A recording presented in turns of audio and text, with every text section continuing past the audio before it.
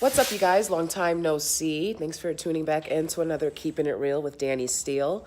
I'm at half hour for my show right now. I'm doing a show called The American Tradition in New York City. I'm not giving you guys the address. You can look it up if you're that curious, because I know y'all like to be funny on here and you like to play games. But anyways, I haven't done a video in a while and I feel really badly about that. So I'm going to do one real quick before I go on stage.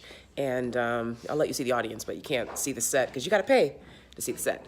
But I can't show you my cast members because he's on stage. Anyways, so I want to talk about bullying, right?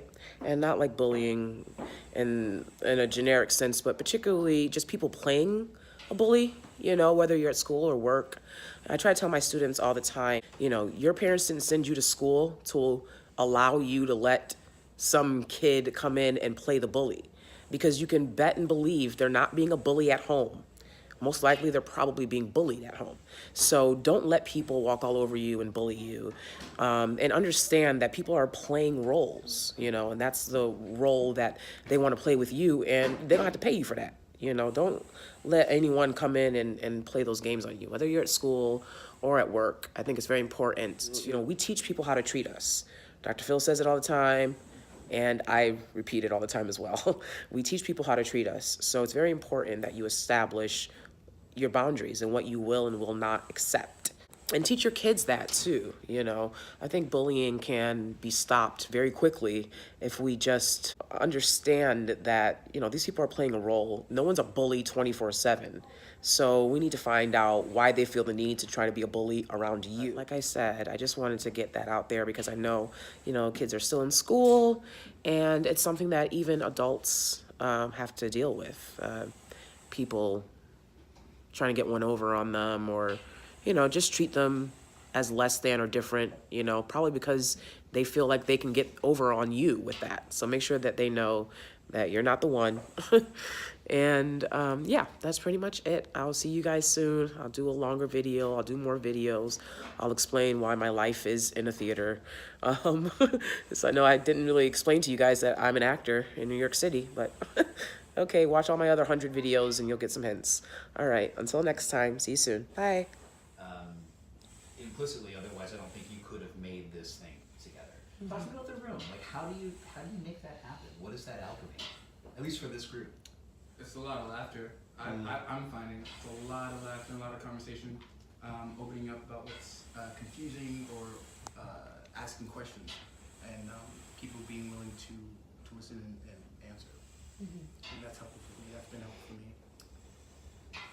For me, I really liked how the top of our rehearsal process, Excel really let us have a space where we were able to talk about the fact that there was, the N-word used over and over and over again, and he allowed it to be a space where we could talk to each other about how that made us feel and still know that we had to honor the story and continue onward. I know for me, when I was preparing for the audition, I had to think about my own privilege and my own light skin, and to bring everything that I feel into the room without allowing it to stop me from storytelling.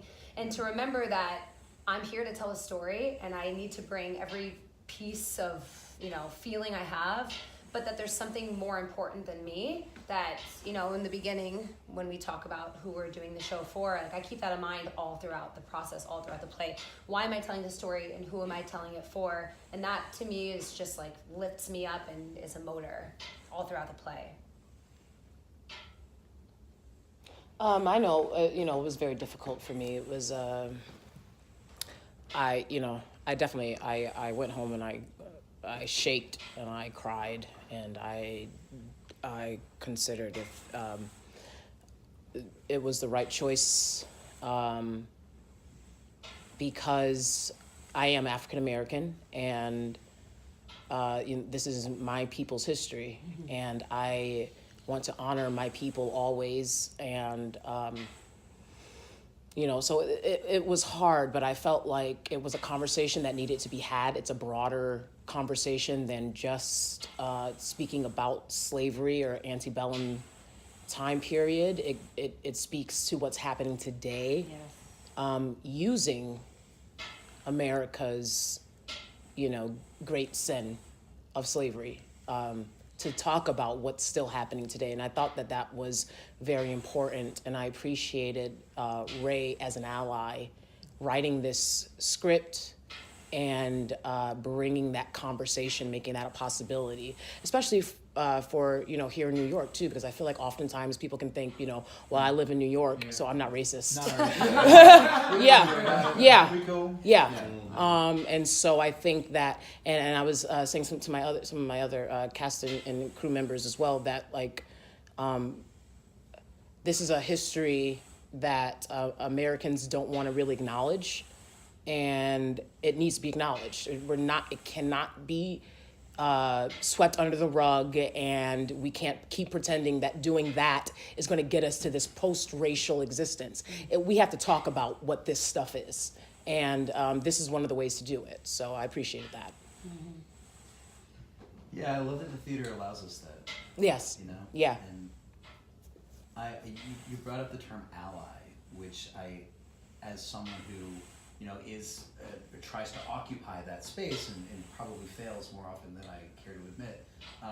This examined allyship. Yes. In a really critical way that made me, as again someone who tries to fill that space, feel I guess correctly uncomfortable. I'm just going to call us all out for the white jokes. Yeah.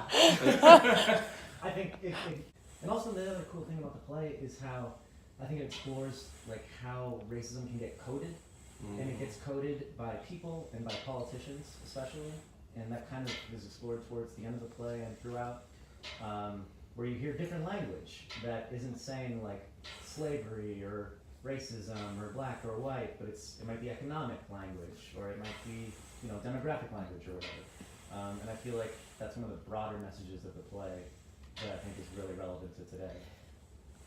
I will say that as a biracial person, I won't name the person in my family, but they exited the show saying, "Oh my God, I've said things like that."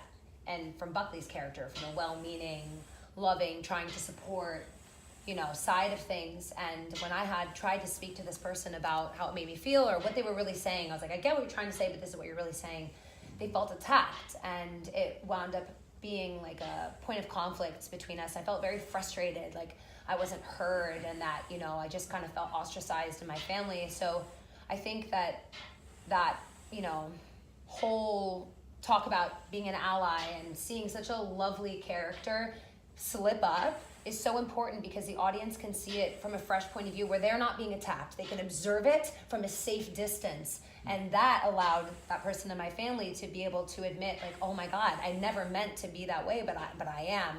And so I think that's one of my favorite parts about theater, is that space that you have where you can, look through the keyhole. So we spent a good amount of time relative to our entire rehearsal period just at the table and really doing pretty in-depth script analysis work, so that I was assured that the actors were always assured of what was going on in any given line. And if you've never seen it done right, they did it right. Well, thank you very much. So that was baked into the script, but the sort of flares, which I guess I shouldn't ruin, but all that. Oh, but there's flair. Yeah, there's a lot of flair, and that's all of that is Excel. Sweet. So, this is where I come over to Excel and be like, something I love about watching a play that has this kind of, this play knows what it is and it leans into it.